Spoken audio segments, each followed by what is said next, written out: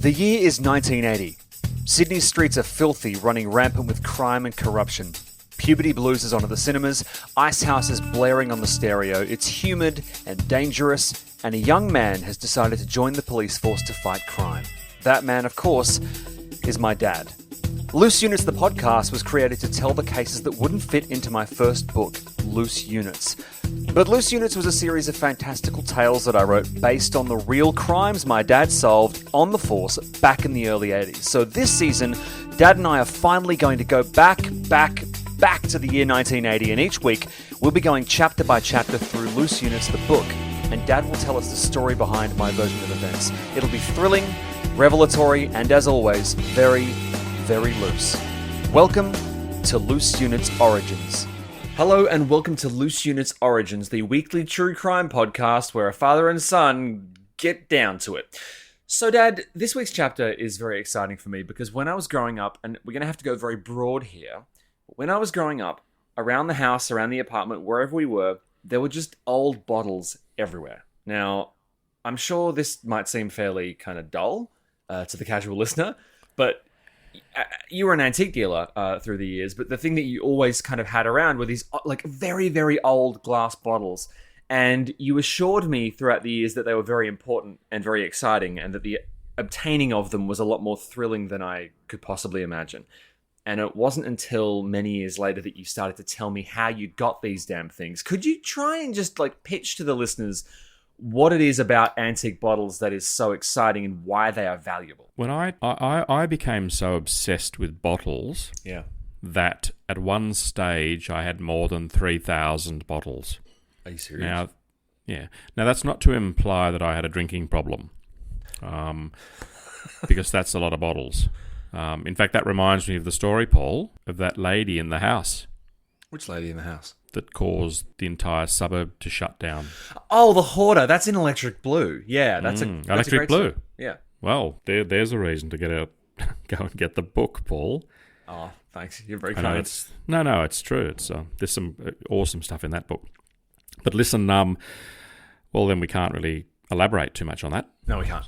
So but that's exciting in a way. Yeah. Not to elaborate. No, because that will pique people's interests. I hope so. And, as in Pique. Absolutely. Oh, by the way, everyone, Electric Blue is on sale at Booktopia. So if you haven't got your copy, and if you consider yourself a true Loose Units fan and you haven't got one, what are you doing, you gorgeous dummies? Grab a copy. Go to Booktopia. Grab Electric Blue right now. Don't just take it.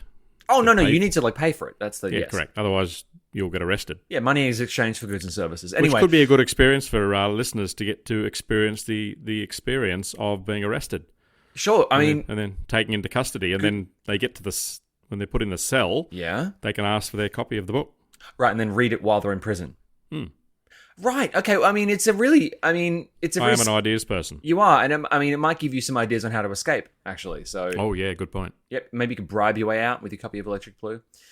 Didn't mean for this to turn into an ad for Electric Blue. You could cut the cover off, which is slightly thicker, and use it as a shimmy and shimmy it between the locks. Shimmery. Oh, fuck. Anyway, Dad, for fuck's sake. Sorry, mate. No, that's fine. Bottles. So, if you... Okay, what I'm trying to do is I'm trying to get you to just barrel the audience and go, this is why bottles are valuable and interesting and worthy of your time. All right. So, my partners in crime... Yes. Julian and what's his name? I keep thinking of their real names. Yeah, it's tricky. Well, let me just... Richie. Yeah, okay. Richie. Oh, where on earth did you come up with Richie? Well, I needed a fake name to cover this guy's name, and so a dear friend of mine, Richard McKenzie, I needed to. I just went, hey, do you mind if I take Richie as? And he's like, yeah, sure. So Richie, that's who Richie is. Yeah. Okay, well, my good dearest friends, Julian and Richie. We were just such great. I mean, we were as thick as thieves. Yes. I find it a bit weird using... it's so difficult for me to use. In fact, I might just use Richie's real name because it's cool to do that, okay? Okay. So his real name's Dave. Right. Now, Dave was in the process of getting married, and his wife was, while she was amazing and sweet and kind and lovely, she didn't quite get the diving thing, scuba diving. Right. And rightfully so. because we used to really push the envelope with scuba diving. What happened was a friend of Dave's up in Coffs Harbour, an elderly gentleman, was a serious bottle collector. And when he found out that we lived in Sydney, had access to scuba diving gear, he suggested that maybe we try a couple of wharves in Sydney. Now, to dive at a wharf in Sydney, I'm talking where all the major ferry wharves are, you have to wait for the ferries to shut down. And the very first dive the three of us did was well after midnight, and it was at Manly Wharf.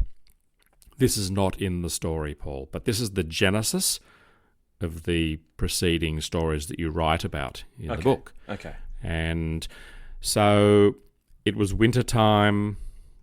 It was so cold. Just quickly. I mean, let's pause it there. Why would you want to scuba dive 4 bottles? Because there's money in bottles. And why is there money in bottles? Because some of them are unbelievably rare. And why are they where they are? Oh, okay. Yeah. But Paul, this is so weird in that the most valuable bottles in Australia are bottles made by convicts. So, Paul, the reason that these bottles are among the most valuable bottles in the world, now people are thinking to themselves, oh, okay, what does John really mean by valuable? Okay, I will give an example. Yeah. There have been convict ginger beer bottles, because ginger beer was very popular in the early days of first settlement. I mean, think about arriving in Sydney at Farm Cove, which was the only source, or a very, very good source, of fresh water. And there was a beautiful river, the Tank Stream, that came down from sort of the high points in Sydney, came down all the way to Circular Quay. And for listeners that don't know where that is, you've got the Sydney Opera House on one side and the Harbour Bridge on the other. And it's where all the major ferries come in and have done so for well over 100 years. Sure. So these convicts in the early days, well, firstly they had to have a source of clay to make these they were called spruce or ginger beer bottles. But occasionally the actual convict potter would put his name, he'd scratch his name or stamp his name into the bottle. These bottles have traded hands for well in excess of $50,000.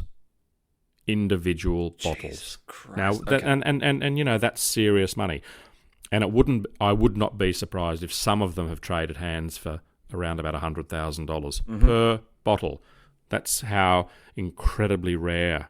They're an amazing sort of step back into our early colonial convict history. And some of these early bottles have actually got the convicts' fingerprints in them. Holy shit. You can see in minute detail their fingerprints as Is that like, okay, so in Jurassic Park where they have a mosquito trapped in amber, and from that they extract the DNA and they create an amusement park full of dinosaurs.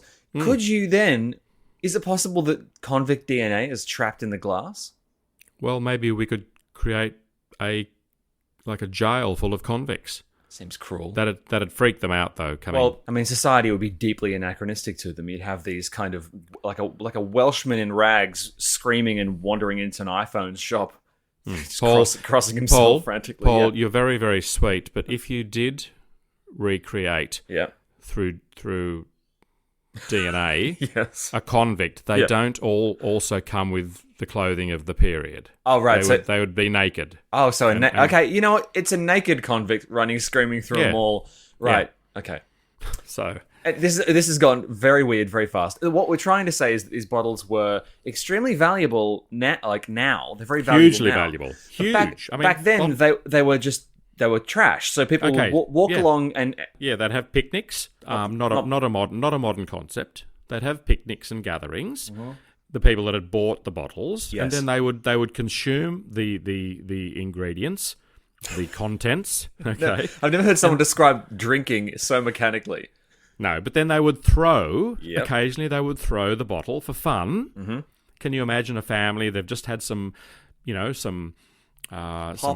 refreshments, and then Maybe as a matter of sort of male prowess, they might like to see who can throw the bottle the furthest into the harbour. Uh-huh. And you sound like an anthropologist, but yes, they throw the bottle, and the male of the species displays its plumage Paul. Yeah. What happens is occasionally. So imagine the bottle. It hits the water. Yep. It would sort of sink down and then pop back up. Okay. And then some of them would sink out, say 20, 30 metres out from the shoreline. But some of them would then float back in and then sink. Now, over time, and we're talking over 100 years, eventually, through tidal movement and sediment, the bottles become... They just sink down to a certain point. Like into the sediment, yeah. Into the sediment. And then... So what happened was we dived at Manly Wharf. Now, if you watch a ferry come in, how does the ferry stop itself? It has to basically turn on big old propellers and then kind of... Brilliant. Yeah, okay. It basically goes into reverse. Yeah. And the current and the turbulence created by the reversal or reverse thrust of the propellers churns up the bottom radically. So we had the idea to dive at Manly Wharf one night. It was about 1 a.m, midwinter. We donned all our gear and we walked in off the shore, swam out. It's the first time we'd ever done this, and we're swimming out, and then all of a sudden it was like coming to a massive swimming pool on the bottom of the harbour floor. Now, I'm using that analogy to say that you're just sort of swimming along, then all of a sudden it drops down into the most almighty furrow. Oh, God, that's so scary. Is it dark down there? Well, if you turn your torches off, it's pitch black. Oh, okay. And you get mega fish coming in. It's a sanctuary of beauty. Yeah. And it's kind of like going to a marine land but not paying. It's free. Yeah, but at a marine land, typically speaking, you don't have giant propellers whipping around that can take your bloody head off. True, and also you're not wet. Well, no, I mean, if you were brave enough, Oh, well, actually, we did that as well. We did swim with sharks on a few occasions, but that's for another story. You've not told me that, but please continue. Well, I've swum with sharks in the wild and in aquariums. I've actually fed sharks, which is pretty exciting. So now, what happens is, Manly's a place in Australia that has a rich history, and the term Manly. The story goes that Captain Arthur Phillip was so impressed with the manliness. Fuck. Wait, you're saying Manly is named because Arthur Phillip thought it was a very manly place, and so he called it Manly? He saw some Aboriginal men and thought they were very manly. That's not true. It is. That's Paul. That's as I have come to know that particular story. That's not true. Why is Manly called Manly? Here we go. Manly was... Oh, God damn it.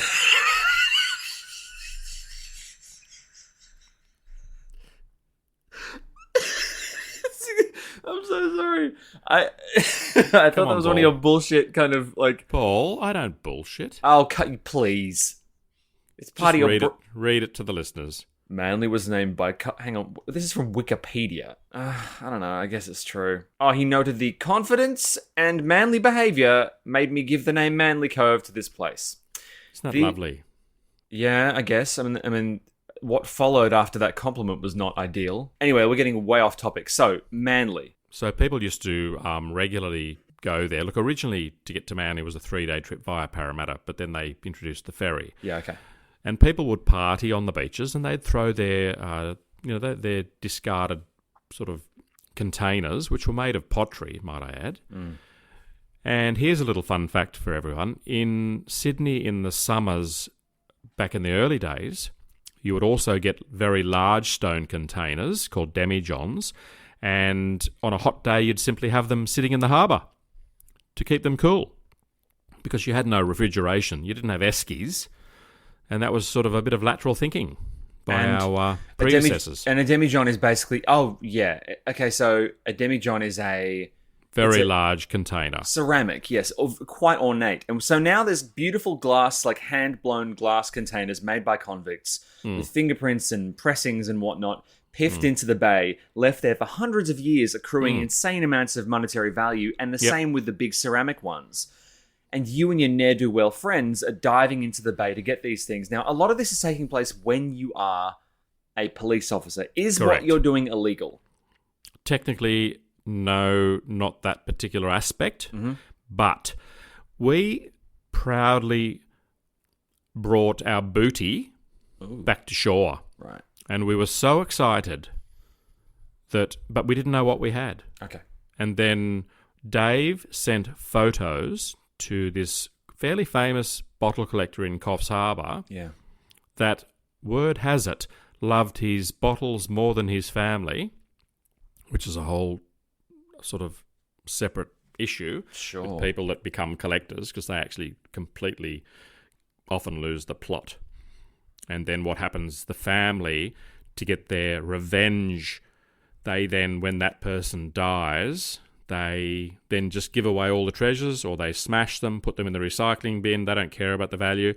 And there was that famous story about a mad collector on the northern beaches that loved his Mercedes Gullwing from 1957 more than the wife. Right. When he died, the wife sold the Gullwing Mercedes for, I think it was $30 in the Manly Daily. It's $1 million motor car. She gave it away, which is the biggest FU to her deceased partner who's, well, he's dead. But isn't that a sort of a very interesting...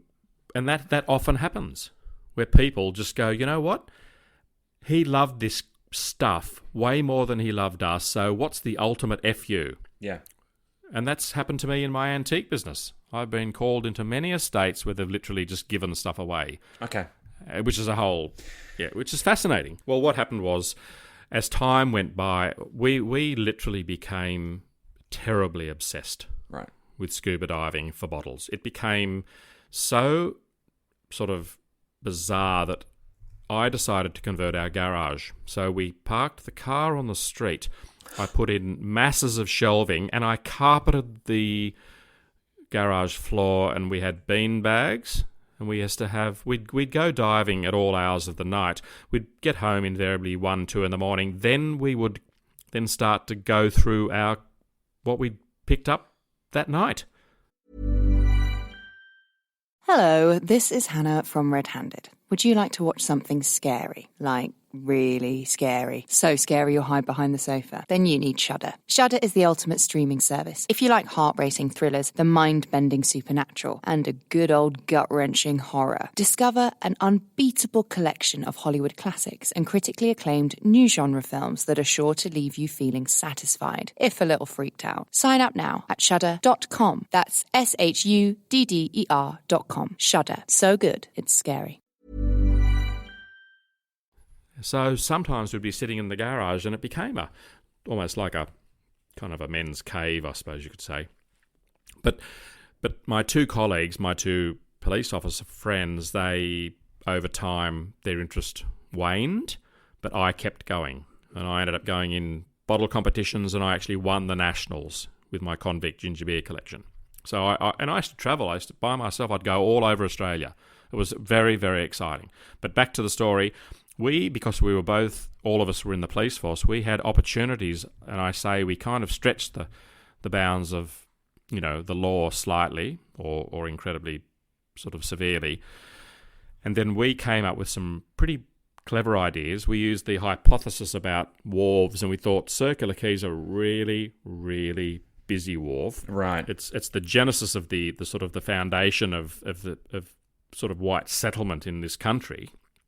So we figured that this could be the most bountiful place for convict ginger beers, etc. Okay, because more people would be around there throwing more bottles in, and it's That's right. Okay, yep. And it's the earliest known place. So we just figured, because I used to go to the State Library and do a lot of research on old wharves and look, mate, there are so many encounters we've had with, and we've done some terribly, terribly dangerous and almost foolhardy and stupid and dangerous diving, like really scary. And on this particular night, and it was like a party in sort of, the Rocks is a sort of a high-powered, they've got a lot of pubs, the nightlife's just pumping, back in the 1980s, and we've sort of pulled up and got out of the car, and people are sort of looking at us thinking, because they're all coming out of pubs, they're all sort of intoxicated, and all of a sudden these three guys get out of this Toyota Corolla, basically shitbox. Off-duty cops, mind you. Off-duty police, and we kind of just sort of almost had impunity, which just kind of sounds a little bit, I'm slightly embarrassed to say that. But we knew that if we could get into the harbour some way, and the only way you could do it was to use what are called the Commissioner's Steps.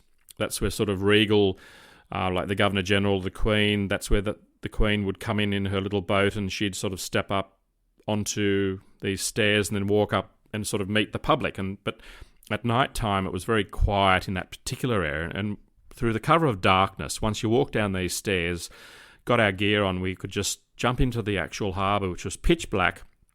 All the ferries have shut down, so it's 1 a.m. It's a known shark habitat. That's a fact. But occasionally when we would go there would be ocean liners berthed at the International Shipping Terminal. And one night, the Queen Elizabeth second... Was it the QE2? QE2. QE2. It would regularly stop. It would stop there quite a bit. Yeah. Correct. That's right. It's very It's massive. Big. Yeah. No, it's gargantuan. And we, one night, had this amazing sort of desire, and it was such an exciting, dare I say it, surreal experience. Now, this must have been, from memory, I'm quite sure it was summer. At 1 a.m, it was very still, and we swam over to the QE2. We had our buoyancy compensator, so we were sort of floating on the surface, and we'd flip on our backs and just back fin, just fin really, really slowly, because we had to be really quiet as well, because there are people on the ship. There are people around, and we needed to be really, really sort of careful. And we made our way to the back of the ship, and then we just released all the air out of our buoyancy compensators. We sank to the very bottom, and it was crystal clear, not super deep. Okay. I would say, now this is just sort of from memory, maybe 40 feet deep, which is not super deep, but it was crystal clear, and it was just a sandy bottom, and it was a little bit like being out in your favourite beach, going out past the breakers and then just going down to the sandy bottom, and it's sandy, it's clean. But the thing was that we were confronted with the underside, the hull of the QE2. And we were just sort of wide-eyed and incredibly excited. But the tide at the time meant that the bottom of the ship was not that sort of far off the bottom of the harbour. And, I mean, they're working within fairly sort of close tolerances. And we then made our way to we followed the hull underneath, and then we made our way to the propellers, which were, they were gargantuan. They were like small houses in size. And we sat on the blades, on the propellers, which was so exciting, Paul, to just the three of us be perched on these massive propellers. And we knew it was relatively safe, because if they're going to start the propellers, which they wouldn't anyway at that time, but you'd get such an incredible notice in terms of you'd hear lots and lots of things. I mean, they don't just turn a button and flip the propellers just don't start up. There's a lot of things that happen prior to them actually engaging them. So that was relatively safe, at least we thought.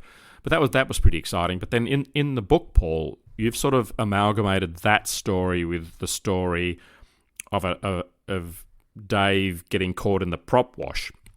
But that happened, and Dave had just got engaged, and it was a different wharf. It was in Balmain, at the bottom of Darling Street. Yep. And it was so cold that particular night that we used to bring... we'd bring a thermos with boiling water. We would actually pour boiling water into our wetsuits prior to going in the water. And that was the night the three of us went down, out into the harbour, and it's a shipping channel. Now, there are certain ships that use that channel, but generally not at 1 a.m. And the types of ships that would use it are, like, back then, they were ships that had coal on them, like big coal loaders. And I remember I had bought a brand new knife, and I saw a blue swimmer crab, and I thought a blue swimmer crab would be a real treat to bring home for Christine. So I took this brand new knife that I had strapped to my leg, and I took it out and I stabbed the blue swimmer crab, and the crab just took off, and they walked sideways, and it took off with my brand new knife. And that's the last I ever saw. Oh my God, a crab with a knife! Yeah, but this crab just vanished into the darkness. I mean, that's dangerous, because now the crab's got a means of killing people, right? Yep. And you try and catch that. Imagine fishing up a crab and it's got a fucking knife. No, but that's plausible. You'd politely unhook it, apologise, and watch it just retreat beneath the surface of the water. Well, I don't think I damaged the crab in any way except piercing its shell. Right, okay. But I'm kind of thinking perhaps it didn't pass away. But that same night, the three of us were looking for bottles, and I remember hearing this noise getting closer and closer, and we were a fair way out off the wharf. 1 a.m, we're probably in about maybe 40 feet of water. Known shark place, like sharks are everywhere in Sydney Harbour, the deadly bull shark. And this noise was getting so loud that I began to literally... I began to have this sense of foreboding. Right. And then there was this current, like the water started to move, and it started to sort of twist and turn, and then I began to think, shit, this is really, really, really bad. There's a ship above us that's going to basically travel over us, and I began to think about getting caught in the prop wash. And there was this huge log, like a submerged tree, and I remember holding on for grim death as the water just sort of, and you couldn't see anything. There was a swirling, and you know, all the sediment and the silts just twisting and turning, and then the noise. And then it started to die down a little bit, and then Julian and I started to fin really, really quickly towards the shore. Now, you know where the shore is because you just follow the incline, and we're finning in, and we get to shore, and then we crawled up this ladder on this wharf, and we realised that Dave was gone. And we get out of the water. Yeah. And he's just, and this is, you may have lost the guy just before he's gotten married, right? Correct. And Julian and I were discussing. We were really, really just so traumatized, and we were shitting ourselves because we understood that his wife-to-be had never really been super keen on the idea of him coming diving. Yeah. And then we actually began to talk and prepare ourselves for the phone call, to call her, to say that David, he'd gone, vanished. And we thought he'd been chopped up by the propeller. Yeah.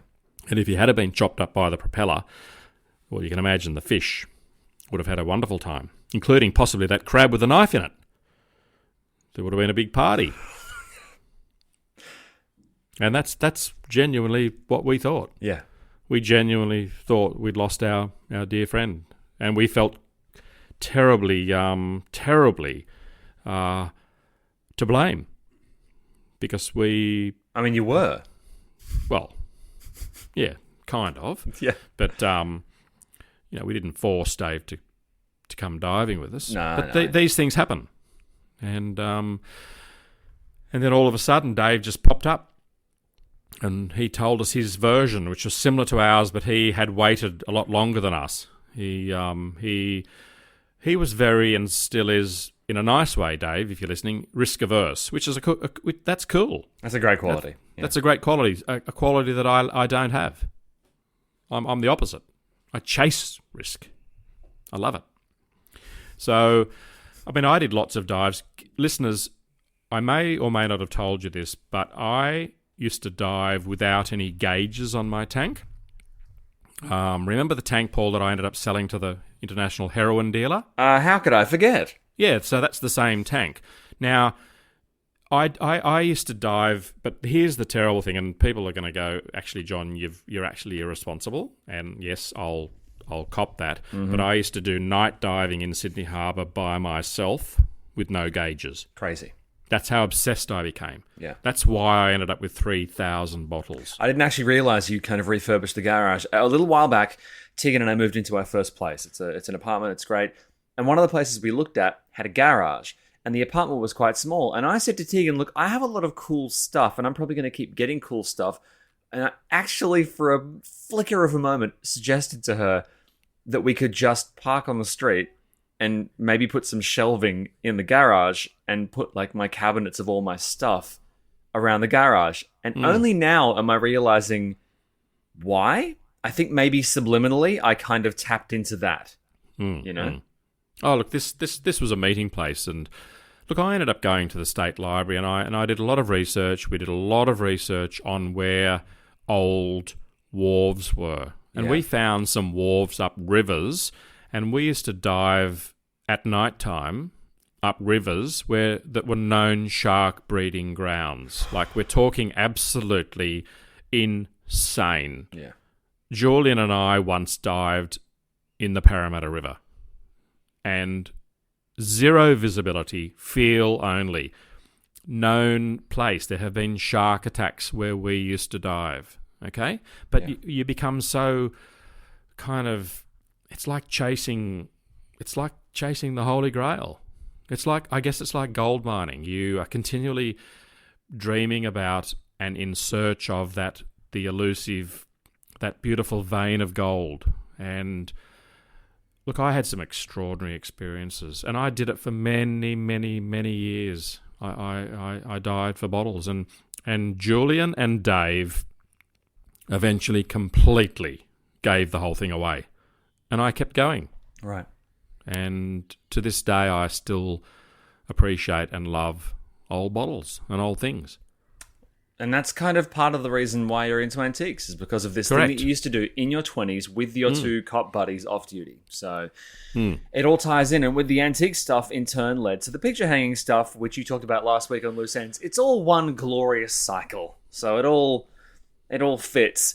Now, I think, Dad, that's all the time we have for this week's episode of Loose Units. Is there anything else you want to say before we bid farewell? Well, I'm beyond excited about Melbourne. Yeah. That is going to be a cracker of a night.